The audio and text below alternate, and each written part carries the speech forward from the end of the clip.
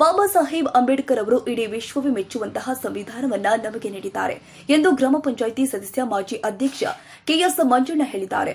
ಭಾನುವಾರ ಸಮೀಪದ ಗಜ್ಜುಗಾನಹಳ್ಳಿ ಗ್ರಾಮದಲ್ಲಿ ಕರ್ನಾಟಕ ದಲಿತ ಸಂಘರ್ಷ ಸಮಿತಿ ವತಿಯಿಂದ ಸಂವಿಧಾನ ಶಿಲ್ಪಿ ಡಾಕ್ಟರ್ ಬಿಆರ್ ಅಂಬೇಡ್ಕರ್ ಅವರ 133ನೇ ಜಯಂತಿಯಲ್ಲಿ ಡಾಕ್ಟರ್ ಬಿಆರ್ ಅಂಬೇಡ್ಕರ್ ಅವರ ಭಾವಚಿತ್ರಕ್ಕೆ ಪುಷ್ಪಾರ್ಚನೆ ಹಾಗೂ ವಿಶೇಷ ಪೂಜೆ ಸಲ್ಲಿಸಿ ಮಾತನಾಡಿದರು. ಅಂಬೇಡ್ಕರ್ ಅವರು ಹಾಕಿಕೊಟ್ಟ ಹಾದಿಯಲ್ಲಿ ನಾವೆಲ್ಲರೂ ಕೂಡ ಸಾಗಬೇಕು, ಸಂವಿಧಾನದ ಆಶಯವನ್ನ ಈಡೇರಿಸಲು ಶ್ರಮಿಸಬೇಕು ಎಂದರು. ಡಿಎಸ್ಎಸ್ ಸಂಚಾಲಕ ಜಿಬಿ ತಿಪ್ಪೇಸ್ವಾಮಿ ಮಾತನಾಡಿ, ಡಾಕ್ಟರ್ ಬಿಆರ್ ಅಂಬೇಡ್ಕರ್ ಅವರು ಮಹಿಳೆಯರಿಗಾಗಿ ಲೋಕಸಭೆಯಲ್ಲಿ ಹಿಂದೂ ಕೋಡ್ ಬಿಲ್ ಅನ್ನು ಮಂಡಿಸಿ ವಿಶೇಷ ಸ್ಥಾನಮಾನ ಹಾಗೂ ಹಕ್ಕುಗಳನ್ನು ನೀಡಿದ್ದಾರೆ. ಆದ್ದರಿಂದ ಪ್ರತಿಯೊಬ್ಬ ಮಹಿಳೆಯರು ಡಾಕ್ಟರ್ ಬಿಆರ್ ಅಂಬೇಡ್ಕರ್ ಅವರ ಸ್ಮರಿಸುವಂತೆ ಆಗಬೇಕು ಎಂದರು. ಜಿಎಸ್ಎಸ್ ತಿಪ್ಪೇಸ್ವಾಮಿ ಮಾತನಾಡಿ, ಯಾವುದೇ ಒಬ್ಬ ಮಹಾನ್ ವ್ಯಕ್ತಿ ಒಂದು ಜಾತಿಗೆ ಸೀಮಿತವಾಗುವುದಿಲ್ಲ.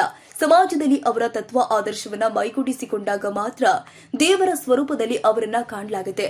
ಬಾಬಾ ಸಾಹೇಬ್ ಅಂಬೇಡ್ಕರ್ ಅವರು 3 ತತ್ವ ಸಿದ್ಧಾಂತವನ್ನ ಶಿಕ್ಷಣ, ಸಂಘಟನೆ, ಹೋರಾಟ ಇವುಗಳಿಂದ ಮಾತ್ರ ನಮಗೆ ನ್ಯಾಯ ಸಿಗಲು ಸಾಧ್ಯ ಎಂದರು.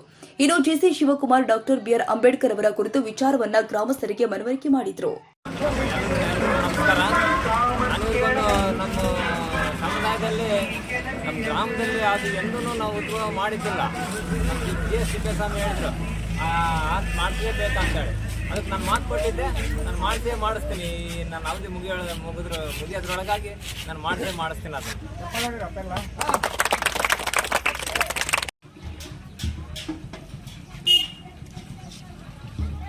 ಜನ್ಮ ಜಯಂತಿಯ ಶುಭಾಶಯಗಳು. ಎಲ್ಲ ಜನಾಂಗ ಸೇರಿ ಗಜ್ಜುಗಾನಹಳ್ಳಿ ಗ್ರಾಮದಲ್ಲಿ ಪ್ರತಿ ವರ್ಷಕ್ಕಿಂತ ಈ ವರ್ಷವಾಗಿ ಅದ್ದೂರಿ ಆಚರಣೆ ಮಾಡ್ತಾ ಇದ್ವಿ. ಮತ್ತು ಇನ್ನೊಂದು ಏನಪ್ಪ ಅಂದರೆ ಹೆಣ್ಮಕ್ಳು ಅಂಜಿಕೆ ಅಂತಾರೆ. ಹೆಣ್ಮಕ್ಳಿಗೆ ಪ್ರಪ್ರಥಮವಾಗಿ ಹಿಂದೂ ಕೋಡ್ ಬಿಲ್ ಅಂತ ಪಾಸ್ ಮಾಡಿದಂಥ ವ್ಯಕ್ತಿ ಯಾರಾದ್ರೂ ಇದ್ರೆ ಡಾಕ್ಟರ್ ಬಿಆರ್ ಅಂಬೇಡ್ಕರ್ ಬಿಟ್ರೆ ಬೇರೆ ಯಾರು ಇಲ್ಲ. ಅವರೆಲ್ಲ ತಂದೆಯನ್ನ ಆಸೆಯನ್ನ ಭಾಗ ಕೇಳ್ತಕ್ಕಂಥ ಹಕ್ಕನ್ನ ಕೊಟ್ಟಂತ ಮಹಾನ್ ವ್ಯಕ್ತಿ ಅಂದ್ರೆ ಡಾಕ್ಟರ್ ಬಿಆರ್ ಅಂಬೇಡ್ಕರ್ ಅವರು ಫಸ್ಟ್ ಹೆಣ್ಮಕ್ಳು ಅರ್ಥ ಮಾಡ್ಕೋಬೇಕು. ಅಂಬೇಡ್ಕರ್ ಜಯಂತಿಗೆ ಹೆಣ್ಮಕ್ಳಿಗಿಂತ ಮುಂಚೆವಾಗಿ ಹೆಣ್ಮಕ್ಳೇ ಆಚರಣೆ ಮಾಡಬೇಕು. ಯಾಕಂದ್ರೆ ಪ್ರತಿಯೊಂದು ಚುನಾವಣೆಗೆ ನಿಲ್ತಕ್ಕಂಥ ಅವಕಾಶ ಮಾಡಿಕೊಟ್ಟಿರ್ತಕ್ಕಂಥ ಅವರೇ. ಇಷ್ಟು ಹೇಳಿ ನನ್ನ ಚಿಕ್ಕ ಪಾಠ ಮುಗಿಸ್ತೇನೆ. ಜೈ ಭೀಮ್. ಈಗ ಮೊದಲನೇದಾಗಿ ಸಂವಿಧಾನ ಶಿಲ್ಪಿ ಡಾಕ್ಟರ್ ಬಿಆರ್ ಅಂಬೇಡ್ಕರ್ ಅವರ 133ನೇ ಜನ್ಮದಿನಾಚರಣೆಯ ಶುಭಾಶಯಗಳನ್ನು ಎಲ್ಲರೂ ಕೋರ್ತಾ, ಎಲ್ಲ ನಮ್ಮ ಶಿವಕುಮಾರ್ ಅವರು ಹೇಳಿದ್ದಾರೆ, ಯಾವುದೇ ಒಬ್ಬ ಮಹಾನ್ ವ್ಯಕ್ತಿ ಯಾವುದೇ ಒಂದು ಜಾತಿಗೆ ಸೀಮಿತ ಆಗಿರಲ್ಲ. ಅವರ ತತ್ವ ಆದರ್ಶಗಳು, ಅವರ ಗುಣಗಳನ್ನು ನಾವು ಮೈಗೂಡಿಸ್ಕೊಂಡ್ರೆ ಏನೋ ಒಂದು ದೇವರ ರೂಪದಲ್ಲಿ ಎಲ್ಲೋ ದೇವರು ಬಂದು ಎಲ್ಲ ಸಮಸ್ಯೆಗಳು ಪರಿಹರಿಸೋಕ್ಕಾಗಲ್ಲ. ದೇವರ ರೂಪದಲ್ಲಿ ವ್ಯಕ್ತಿಗಳನ್ನು ಆ ದೇವರು ಕಳಿಸ್ತಾರಂತೆ.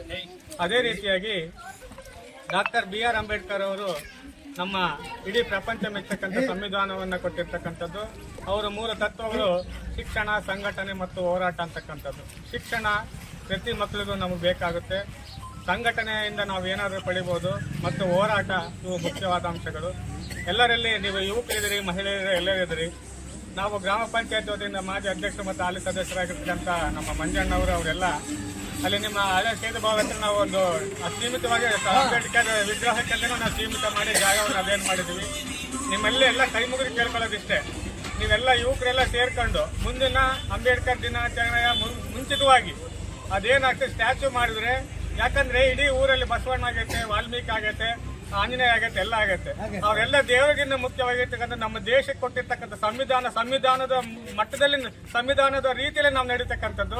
ಸಂವಿಧಾನ ಇರಲಿಲ್ಲ ಅಂದ್ರೆ ನಾವು ಇವತ್ತು ಸಹ ಮುಂದೆ ಒಂದು ಮಡಿಕೆ ಕಟ್ಕೋಬೇಕಾಗಿತ್ತು, ಇನ್ನೊಂದು ಪರಿಕೆ ಕಟ್ಕೊಂಡು ನಮ್ಮ ಹೆಜ್ಜೆ ಸಹ ಗುರ್ತು ಇಲ್ಲದಕ್ಕಂಥ ತಿರುಗಬೇಕಾಗಿತ್ತು.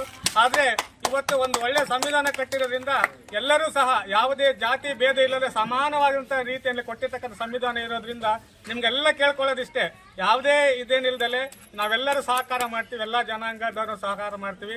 ಅಲ್ಲಿಗೊಂದು ಸ್ಟ್ಯಾಚ್ಯೂ ಒಂದು ಮಾಡಿದ್ರೆ ಮುಂದಿನ ಅಂಬೇಡ್ಕರ್ ಜಯಂತಿಗೆ ಅದೊಂದು ನಮ್ದು ಋಣ ತೀರ್ದಂಗೆ ಆಗುತ್ತೆ. ನೀವೆಲ್ಲರೂ ಸಹ ಕೈಗೂಡಿಸಿ ಅದೊಂದು ಮಾಡಿಕೊಡ್ಬೇಕಂತ ನಿಮ್ಮಲ್ಲಿ ಕೇಳ್ಕೊಳ್ತೀವಿ.